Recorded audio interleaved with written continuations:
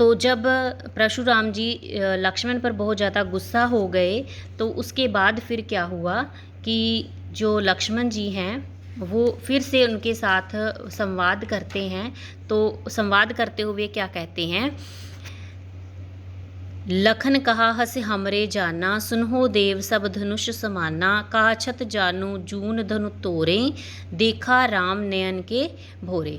लखन जी क्या कहते हैं, लक्ष्मण जी कहते हैं हमारे लिए, वो हंसकर कहते हमें क्या पता कि कोई धनुष कैसा है, हमें हमारे लिए तो सारे धनुष क्या हैं, एक जैसे हैं। समाना करते क्या, समान, एक जैसे। कहते कि हे नाथ, हे देव, हमारे लिए सारे ही धनुष क्या हैं, एक जैसे ही हैं, हमें किसी में कोई फर्क नहीं पड़ता। तो कहते कि इसके टूट जाने में, कहते अगर धनुष टूट गया, ये पुराना धनुष था इसीलिए टूट गया है ना, तो कहते इसमें आपको क्या लाभ और हानि मतलब दिखाई दे रही है, एक धनुष ही तो टूटा है। और इस प्रकार कहते हुए उन्होंने क्या था, रामचंद्र जी की ओर जो है थोड़ा कनखियों से देखा। तो कहते रामचंद्र जी ने तो इस धनुष को उठाने का ही प्रयत्न किया था, लेकिन ये धनुष क्या था, पुराना होगा शायद, इसीलिए ये टूट गया। छुवत टूट रघुपति ने दोषों, कहते रघुपति किसका नाम है, श्री रामचंद्र का। दोषु का अर्थ क्या है, दोष। छुवत का अर्थ क्या है, छूना। कहते ये तो छूने से ही टूट गया रामचंद्र के, उन्होंने कौन सा इसको तोड़ने का प्रयत्न किया था। मुनि बिनु काज करिए कत रोसु। तो मुनि किसको कह रहे हैं, वो परशुराम जी को संबोधित करते हुए कह रहे हैं, कहते कि आप बिना कारण के, बिना किसी काम के रोष कर रहे हो, क्रोध कर रहे हो, गुस्सा कर रहे हो।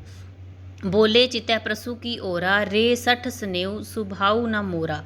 अब जो है परशुराम जी वो तो क्रोधित हैं, है ना, तो वो कह रहे हैं कि उन्होंने अपने जो उनका हथियार है ना उसकी ओर देखा, और फिर उसके बाद क्या कहने लगे, कहते कि मेरा ऐसा कोई स्वभाव नहीं है कि मैं तुम्हारी बातें सुनता रहूं। तो और उसको क्या है, वो बहुत ही क्रोधित वचन में कहते हैं कि तुम क्या है, बालक बोल बदो नह तो ही।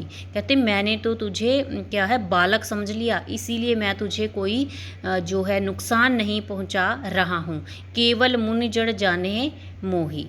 कहते मुझे तुमने जड़ क्या है, मूर्ख, है ना। कहते क्या तुमने मुझे सिर्फ मूर्ख और सिर्फ केवल एक ब्राह्मण या मुनि समझ लिया है, जो तुम मुझसे इस प्रकार से बातें कर रहे हो।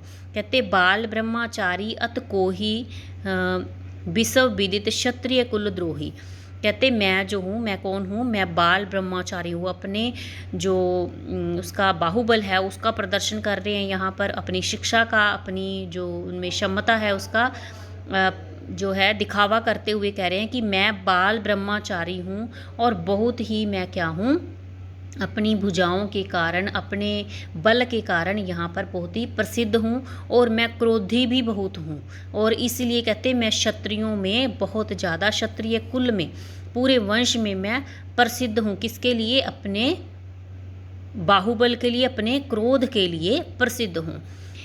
भुज बल भूमि भूप बिनु किन्हीं। कहते मैंने ना बहुत बार जो धरती है, भूप का अर्थ होता है राजाओं से बिना, किन्हीं का अर्थ कर दी है, भुज बल अपनी बाहों के बल पर।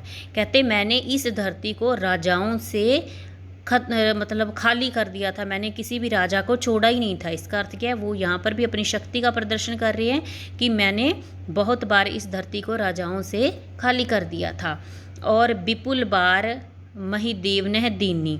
विपुल का अर्थ है बहुत बार, कहते मैंने कई बार जो है महिदेव ने का अर्थ होता है ब्राह्मण, है ना। कहते दीनी का अर्थ है दे दी, मैंने बहुत बार कहते इस धरती को दान में ब्राह्मणों को दे डाला था।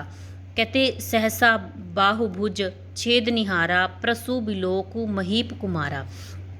फिर वो कहते हैं कि हे बालक, तू अपने जो है भाई की तरफ इस प्रकार उसकी तरफदारी कर रहे हो ना। कहते मैंने तो क्या है, सहस्त्र बाहु की भुजाओं को काट देने का जो है मेरे अंदर साहस है। कहते तुम इस छेद निहारा का मतलब, निहारा का मतलब देखना, कहते तुम मेरे क्या है इस हथियार की तरफ देखो जो उनके पास होता था, तो कहते उसकी तरफ देखो, इसके कारण क्या है मैं तुम्हें भी काट सकता हूँ, ठीक है। और फिर वो उसे कहते हैं कि मात पिते जन सोच बस करहे महिष किशोर। किशोर का, महिष का अर्थ होता है राजा, किशोर का अर्थ है बच्चा, सोच बस का अर्थ है सोचने पर मजबूर कर देना, है ना। कहते कि तुम अपने माता पिता को राजकुमार क्यों सोचने पर मजबूर कर रहे हो। सोचने पर मजबूर करने का अर्थ यहाँ पर है कि वो उसे कहते हैं कि अगर मैंने तुम्हें नुकसान पहुँचाया तो तुम्हारे माता पिता बहुत इससे चिंतित हो जाएंगी।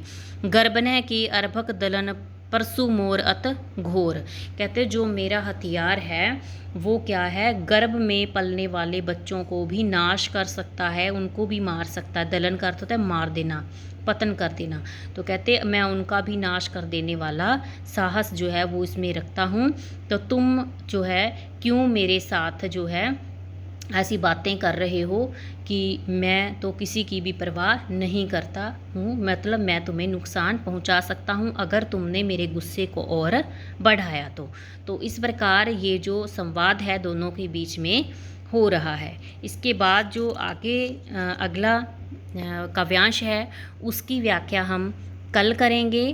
तो आपने इन दोनों काव्यांशों की जो व्याख्या है, प्रसंग है, उनको अपनी फेयर नोटबुक में लिखना है और फिर आपने उसको याद कर लेना है। इसी प्रकार मैं दो दो आपको काव्यांश भेजूंगी क्योंकि हम अच्छे तरीके से इनको कर सकें और साथ साथ आप याद भी कर सको। तो मिलते हैं अगली कक्षा में, तब तक के लिए नमस्कार।